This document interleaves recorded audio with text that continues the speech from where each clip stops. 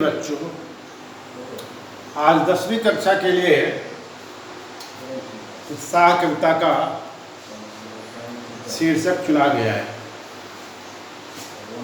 उत्साह, जैसा कि आप जानते हैं, रस विवेचन में आपको हमने बतलाया होगा कि उत्साह वीर रस का स्थायी भाव होता है। इस कविता का शीर्षक उत्साह क्यों रखा गया है, इसके बारे में भी आपको हम परिचय देंगे। पहले तो हम देखें कि इसका काव्य सौंदर्य क्या है, काव्य परिचय क्या है, इसे आप नोट कर लीजिए।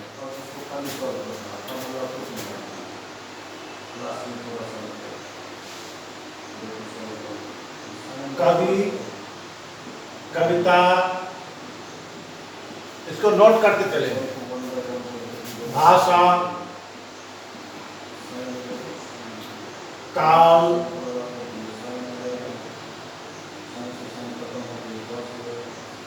रस, अलंकार और छंद। कवि है निराला,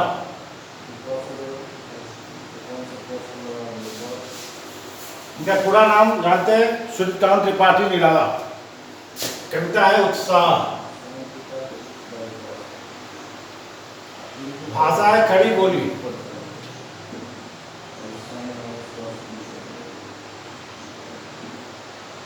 काल है आधुनिक काल।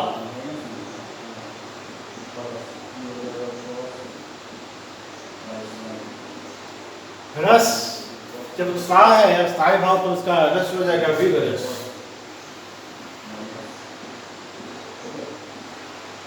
अलंकार, अनुप्रास,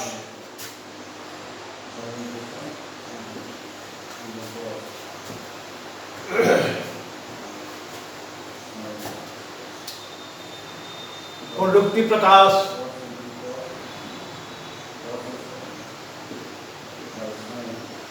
उपमा, रूपक,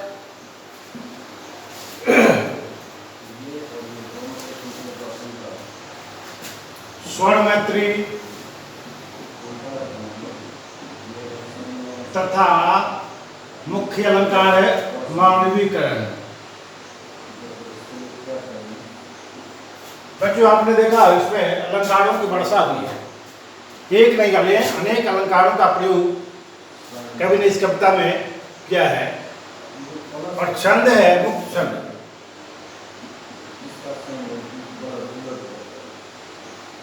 छंद कहते हैं, कविता जब छंदों में बद्ध होती है उसको छंदोबद्ध कविता कहते हैं, और जो इससे मुक्त होती है उसको मुक्त छंद कविता कहते हैं। जैसे निराला की कई कविताएं छंदमुक्त कविता है, जैसे वह तोड़ती पत्थर, भिक्षुक कविता या उत्साह कविता। इसमें छंद का विधान नहीं किया गया है, फिर भी ये छंद के समान लगता है। मुक्त छंद कविता निराला की विशेषता है। अब इस कविता के बारे में जाने कि इसमें मुहावरेदार, इसमें तत्सम शब्दों का प्रयोग किया गया है। स्वर्णवत्री अलंकार है, प्रलुप्ति प्रकाश अलंकार, उपमा, रूपक और मानवीकरण। मानवीकरण अलंकार कहाँ होता है?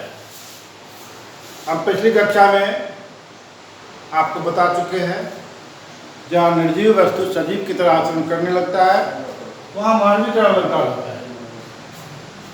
जैसे निराला की कविता में झूम झूम मृद गरज गरज घन घूर, रात अमर अमर में भर निज रोज। इसी तरह 9वीं कक्षा में आपने पढ़ा होगा सर्वेश्वर दयाल सक्सेना की कविता मेघ आए। पूरी कविता मानवीकरण अलंकार से बनी हुई है। मेघ आए बड़े बंठन के समर के, पाहुन जो आए हो गांव में सर के। देखिए मेघ का मानवीकरण किया है, बादल को पावन के रूप में चित्रित किया गया है। आगे आगे नाचती गाती बयार चली। हवा का नाचना और गाना, हवा चूंकि निर्जीव है, लेकिन कल्पना करता कि नहीं, मेघ की खुशी में हवा नाच रही, अर्थात प्रसन्न हो रही है। मेघ को पावन के रूप में आरोपित किया गया, हवा को नर्तकी के रूप में, छोटी बालिका के रूप में प्रस्तुत किया गया है। इसी प्रकार कई कवियों ने छायावादी शैली का प्रयोग किया है, जिसमें निराला भी प्रमुख रूप से जाने जाते हैं। अब उत्साह कविता का वर्ण विषय क्या है? उत्साह कविता का वर्ण विषय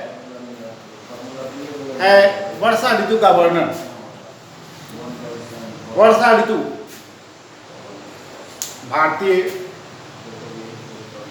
साहित्य में, हिंदी साहित्य में निराला से पूर्व कई कवियों ने वर्षा ऋतु का वर्णन किया है। क्रमशः हमने विद्यापति को ले, विद्यापति ने श्रावण भादो की वर्षा का चित्रण विशेष रूप से किया है पदावली में। उनका मुख्य वर्ण विषय वर्षा ऋतु है। ऐसे विद्यापति को श्रृंगारिक कवि कहा जाता है। वो भक्त कवि भी है, लेकिन विभिन्न ऋतुओं का वर्णन उन्होंने किया है। इसमें वर्षा ऋतु का वर्णन प्रसंग है, कन्हैया मथुरा चले गए हैं, और फिर श्रावण भादो आ जाता है। राधा विलाप करती हुई कहती है गोपियों से, हे सखी, और समय तो बीत गया, लेकिन सावन और भादो काटना बड़ा मुश्किल लग रहा है, क्योंकि इसमें कन्हैया की याद आ रही है। और फिर वियोग की पीड़ा से तड़पती हुई राधा अपनी सहेलियों गोपियों से कहती है, देखिए वर्षा ऋतु का वर्णन पदावली में विद्यापति के द्वारा कितना सुंदर बना। सखी हे हमर दुखक नहीं ओर, ईभर बादर महाभादर सुमन मंदिर मोर। झंप घन गढ़ जंति बरसति भुवन भर बरसंतिया। कंत पाउन काम दारुण सघन खड़ सर हंतिया। मत दादुर डाक डाहु फाट जात छातिया।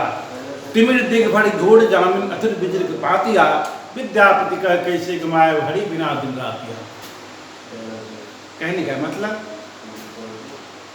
वर्षा की वह दियारी रात जो भयावनी प्रतीत होती है, राधा कहती है हमारे दुख का और छोड़ नहीं।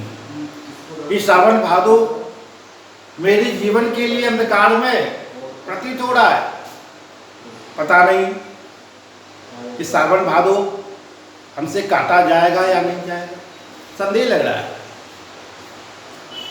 कवि का कहना कि सावन भादो की जो प्रचंडता है, वर्षा का झमाझम बरसना कामदेव के वाण के समान प्रतीत होता है।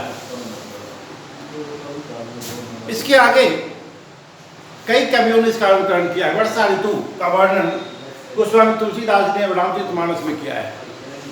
राम जब प्रवर्तन पर्वत पर लक्ष्मण के साथ सीता के वियोग में रात काट रहे हैं, वैसे समय में राम लक्ष्मण से अपने मन की बात कहते हैं।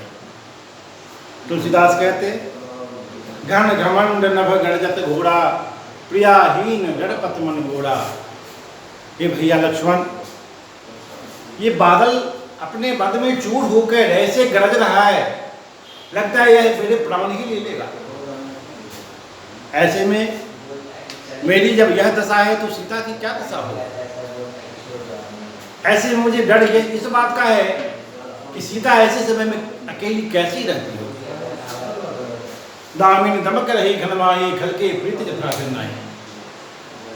दुष्टों की प्रीत जैसे क्षणिक होती है, उसी प्रकार बिजली बादलों के बीच चमक कर लुप्त हो जाती है। विभिन्न प्रकार से वर्षा ऋतु का वर्णन करते हुए अन्य कवियों ने इसका भी चित्रण किया है। जैसे पद्मावत में जायसी ने भी किया है। तो हम देखते हैं कि आधुनिक काल के कई कवियों ने, जिसमें महादेवी वर्मा, निराला, पंत इत्यादि कवियों ने वर्षा ऋतु का बखूबी चित्रण किया है। अब हम उत्साह कविता पर आते हैं, इसका काव्य सौंदर्य देखते हैं। कवि निराला कविता का शीर्षक उत्साह, आशा खड़ी बोली, काल है आधुनिक काल, रस है वीर रस, अलंकार, अनुप्रास, पुनरुक्ति प्रकाश, उपमा, रूपक, स्वर्णमैत्री तथा मानवीकरण अलंकार। यह मुख्य रूप से मानवीकरण अलंकार का अच्छा उदाहरण माना जाता है। ऐसे कई अलंकार हैं, अलंकारों की वर्षा हुई है, एक मुक्त छंद कविता है। तो बच्चों, आपने देखा आज की कविता में काव्य सौंदर्य और इसके जो भाव हैं, हम फिर से अगली कक्षा में आपके लिए हम लाएंगे। तब तक के लिए धन्यवाद, नमस्ते।